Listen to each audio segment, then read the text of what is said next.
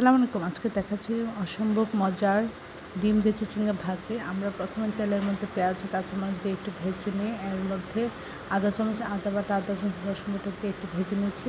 তারপরে দিয়েছি এভাবে কেটে রাখা চিচিঙ্গা।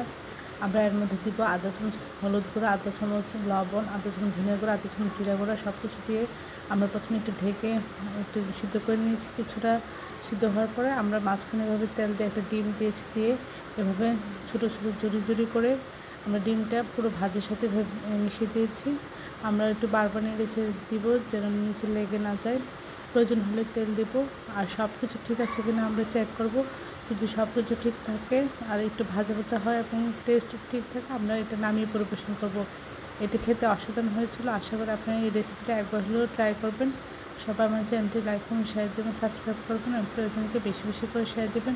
আমার চ্যানেলে সব রকম রান্নার রেসিপি রয়েছে, আশা করি দেখবেন।